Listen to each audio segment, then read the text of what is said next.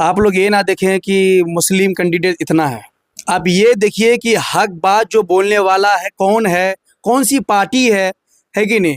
जो अच्छा लीडर है, हम लोगों को एकजुट हो करके एमआईएम पार्टी को वोट देना है और कामयाबी बनाना है। आज से शाहनवाज आलम साहब भी बायसी में है, उनके बारे में कुछ कहना चाहेंगे? नहीं, जनसुराज से उठे उससे कोई फर्क नहीं है, वो तो बीजेपी का बी टीम ही है। यही इल्जाम आपकी पार्टी पर भी लगता है ना? बेहतर तो ये है कि महागठबंधन की सरकार हो, सबसे अच्छा है। कई चेहरे हैं, मुस्लिम चेहरे, जो अलग अलग पार्टी से भी और कुछ आज़ाद उम्मीदवार के तौर पर भी मेहनत करते हैं, लेकिन एक तरफ एनडीए के तनहा प्रत्याशी नजर आ रहे हैं। तो ऐसे में नहीं मुस्लिम वोट कहीं बंटने का अंदेशा तो नहीं है आपको?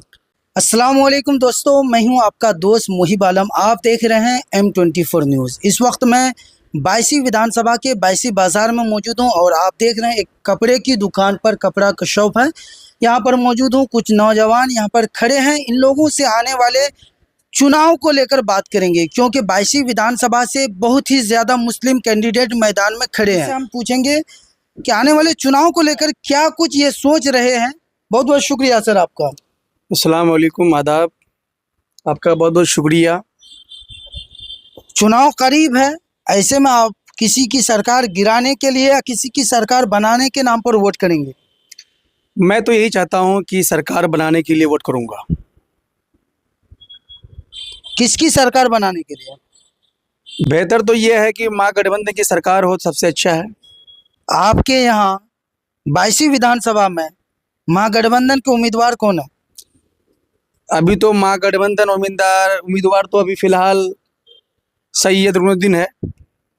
वो मौजूदा विधायक हैं, काम कुछ किया कि नहीं? अभी तो काम तो कुछ नहीं किया है, काम कुछ भी नज़र नहीं आ रहा है।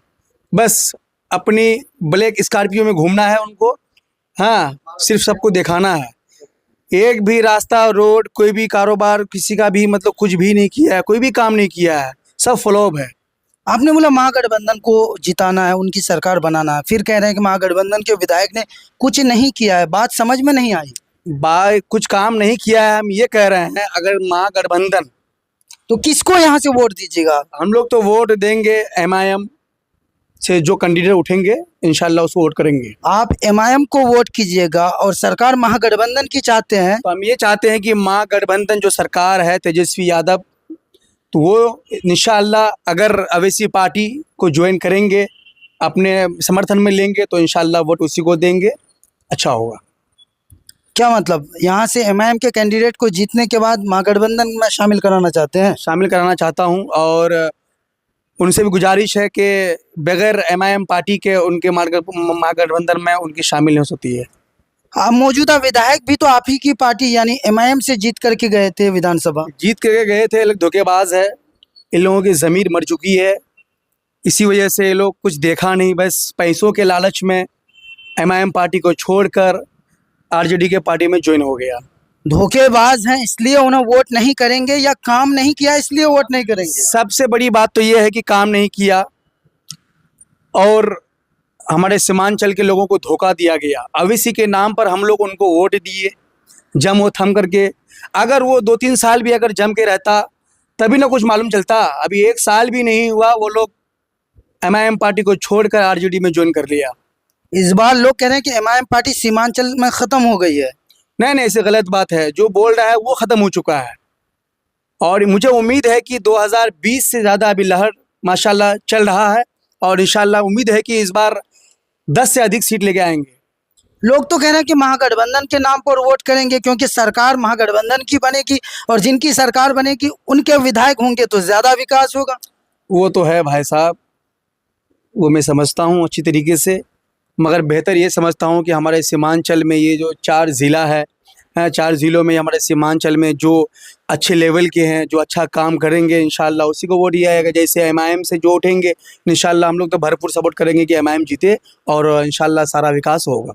कब तक एमआईएम के कैंडिडेट का ऐलान होगा, कुछ मालूमात? अभी तो मालूम नहीं हुआ है, इंशाल्लाह बहुत जल्द बात सामने आ जाएगी कि टिकट किसको मिलने वाला है। मुझे भरपूर उम्मीद है कि गुलाम सरवर साहब को ही मिलेंगे। और एक चीज़ यहाँ पर, जैसा कि कई चेहरे हैं, मुस्लिम चेहरे, जो अलग अलग पार्टी से भी और कुछ आज़ाद उम्मीदवार के तौर पर भी मेहनत करते हैं, लेकिन एक तरफ एनडीए के तनहा प्रत्याशी नजर आ रहे हैं, तो ऐसे में नहीं मुस्लिम वोट कहीं बंटने का अंदेशा तो नहीं है आपको?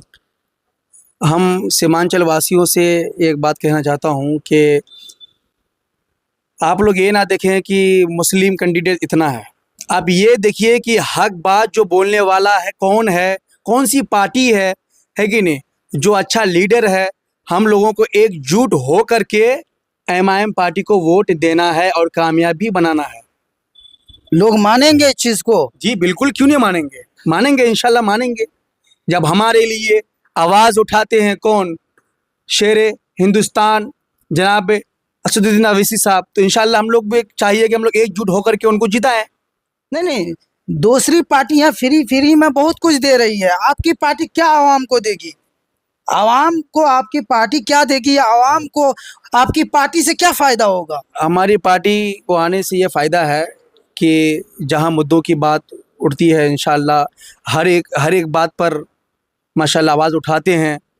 और ख़ासकर हमारे इस सीमांचल में जानते हैं कि सैलाब वगैरह का खूब बिल्कुल फैला हुआ होता है कि सैलाब इतना आ जाता है कि घर द्वार जितना भी जो कुछ भी है सब डूब जाता है, तो आवाज़ कोई नहीं उठाता है उस टाइम।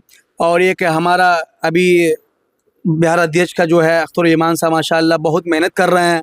लोग कह रहे हैं कि अख्तर ईमान साहब अपनी सीट वो नहीं ला रहे हैं, उससे हम ये समझते हैं कि ये सब उनकी गलतफहमी है। जनस्वराज से शाहनवाज आलम साहब भी बायसी में है, उनके बारे में कुछ कहना चाहेंगे? नहीं, जनसुराज से उठे उससे कोई फ़र्क नहीं है, वो तो बीजेपी का बी टीम ही है। यही इल्जाम आपकी पार्टी पर भी लगता है ना? नहीं, गलत बात है, गलत बात है।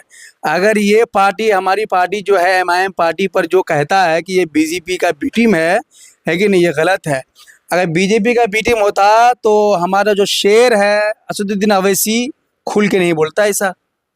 क्या ऐसा खुल के नहीं बोलते? जो भी हक पे बोलते हैं वो बिल्कुल मोदी के मुंह पे तमाचा मारता है।